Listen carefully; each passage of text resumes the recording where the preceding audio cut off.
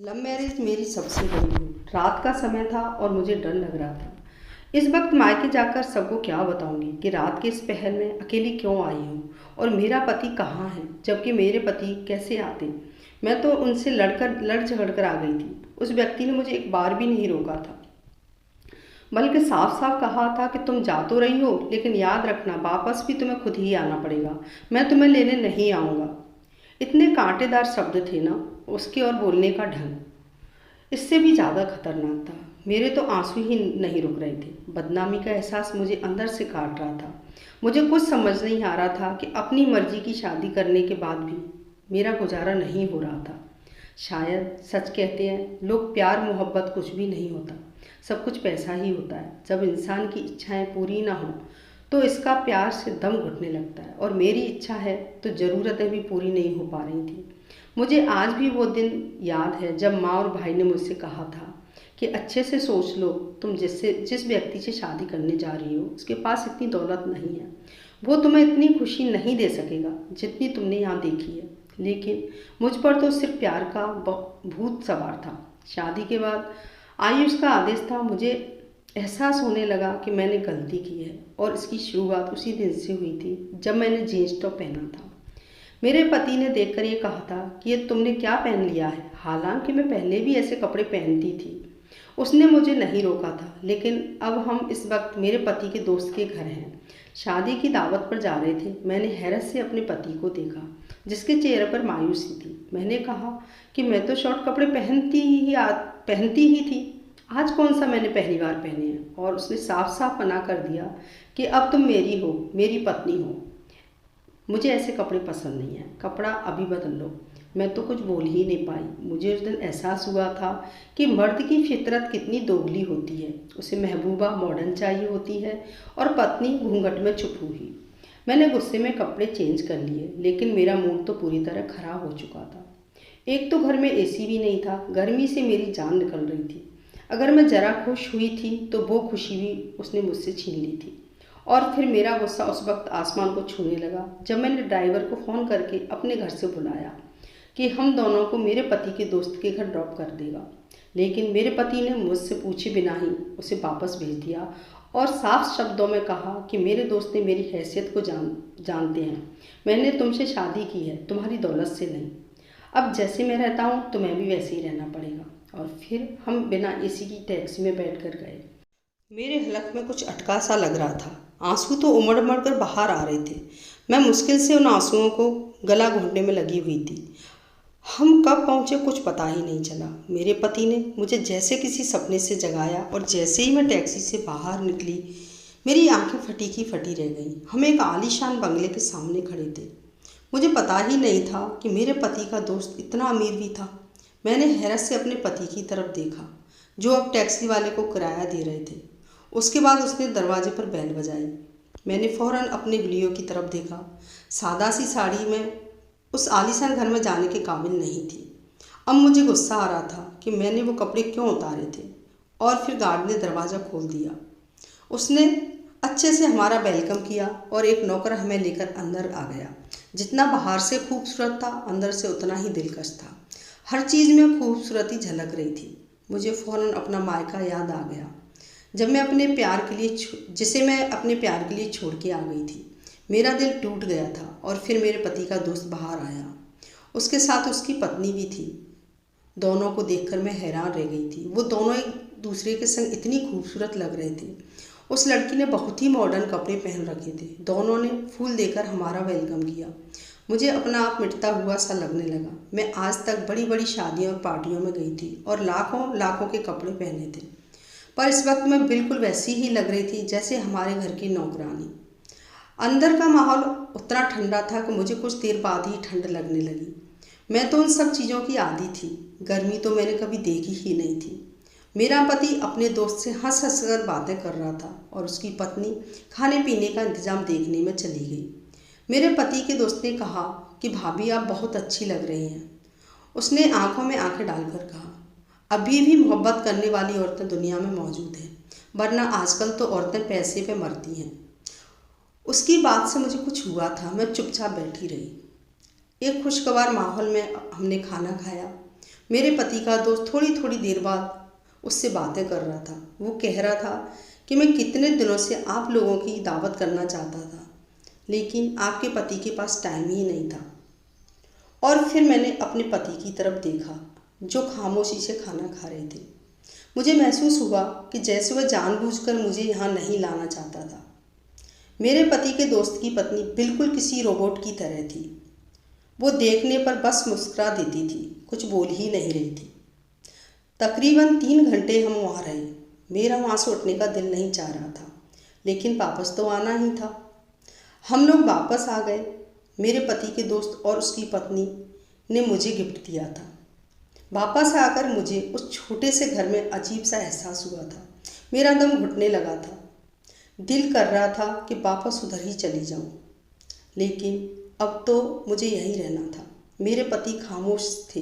खामोशी से कपड़े बदलने चले गए। गर्मी इतनी थी कि कुछ ही देर में मुझे पसीना आने लगा। यहाँ एसी तो क्या, कूलर भी नहीं था। मुझे अब अपने पति पर गुस्सा आ रहा था।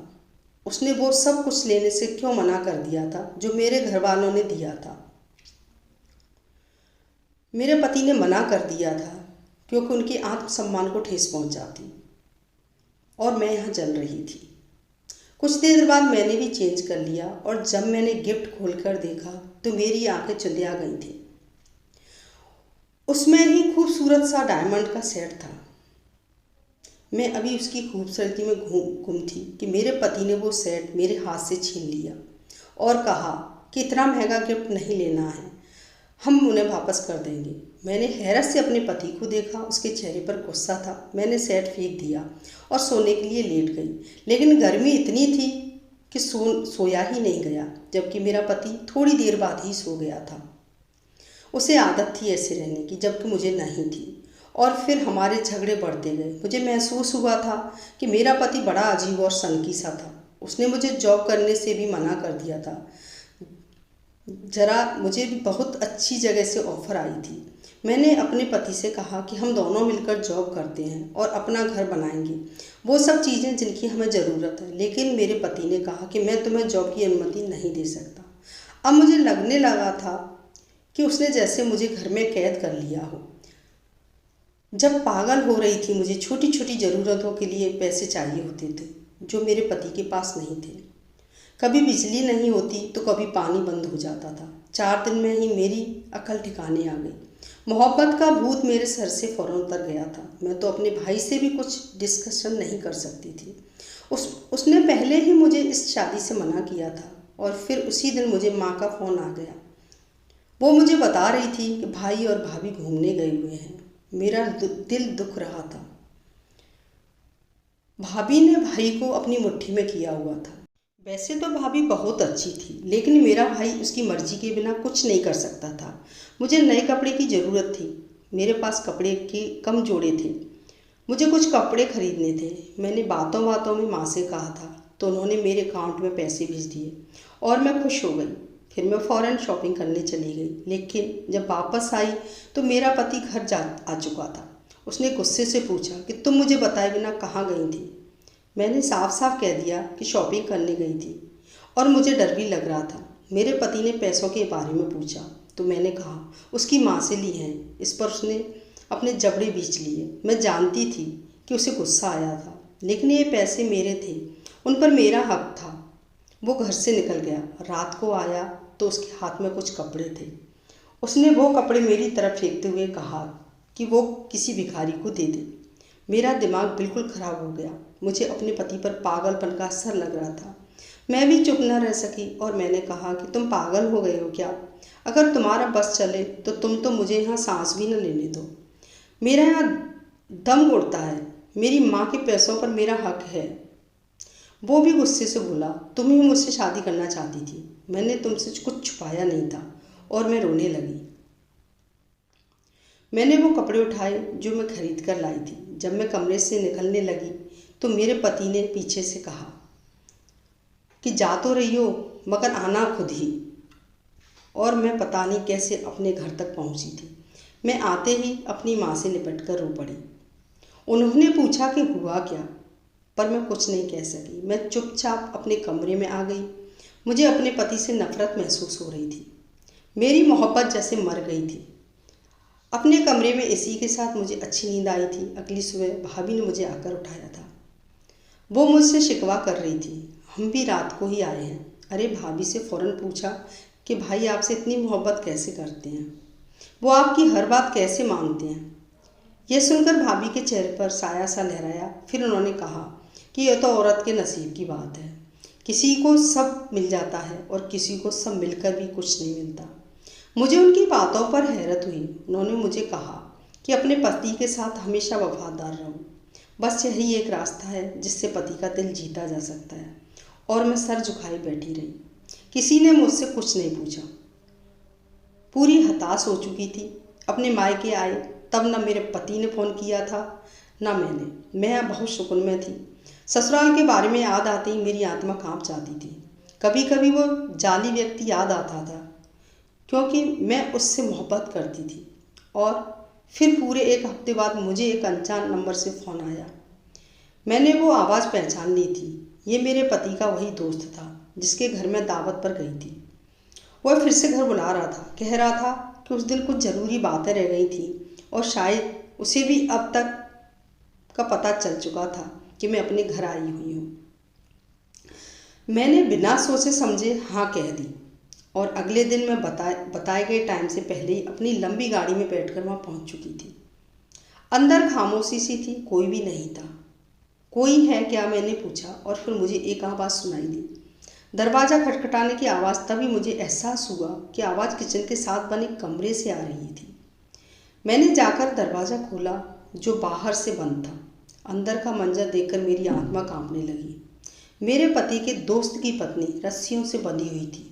वो बहुत जख्मी थी। मैंने फ़ौरन उसका मुंह खोला और फिर उसने कहा कि यहाँ से भाग जाओ, यह व्यक्ति जानवर है, तुम इसके जाल में मत आओ, भाग जाओ यहाँ से। और फिर उसने मुझे जो कुछ बताया था वह बहुत भयानक था। वो अमीर आदमी है, दरअसल एक स्मगलर और साइको किलर था और वो अपनी पत्नी को रोज़ मारता था। पुलिस उसके पीछे पड़ी हुई थी। वहाँ से मैं अपने कमरे में आकर जैसे बेहोश हो गई थी। मैं बुरी तरह डर गई थी। मैं अपने भाई को बताना चाहती थी ताकि वो उस लड़की की मदद करे। तभी मुझे अचानक उनके कमरे से बाहर भी भाभी के रोने की आवाज़ आई। भाई भाभी पर चीख रहे थे। मुझे आज समझ आ गया था कि सारे मर्द ऐसे ही होते हैं। मुझे अपना पति याद आया जो मुझसे मोहब्बत करता था, बस उसके पास पैसा नहीं था। मेरा दिल किया कि मैं यहाँ से भाग जाऊँ। शाम होते ही मेरा पति मुझे लेने आ गया, लेकिन मुझे उसी के साथ जाना था। वो मेरा रक्षक था। घर से बाहर निकली तो हैरान हो गई। बाहर एक चमचमाती गाड़ी खड़ी थी। मेरे पति ने बताया कि गाड़ी उसे ऑफिस की तरफ से मिली है। उसने मुझसे माफ़ी मांगी और मैं तो रो ही पड़ी थी। मैंने उसे सब बता दिया। उसने मुझे गले लगाया और कहा, पागल, तुम तो बेवकूफ़ हो। फिर उसने मुझे बताया कि उसका दोस्त पकड़ा जा चुका था। उसका दोस्त नहीं था, बल्कि मेरे पति ने उसे जानबूझकर दोस्ती की थी ताकि उसके खिलाफ सबूत इकट्ठे कर सके। और मुझे आज ही पता चला था कि मेरा पति एक सीक्रेट एजेंट था। वो गरीब नहीं था, लेकिन अपने मिशन के लिए बना हुआ था। मिशन पूरा हो चुका था। मैंने फ़ौरन ही ऊपर वाले को धन्यवाद किया जिसने मेरी आंखें खोल दी थी और वक्त रहते मुझे बचा लिया। दोस्तों, ये कहानी पसंद आती है तो लाइक कमेंट ज़रूर करें। धन्यवाद।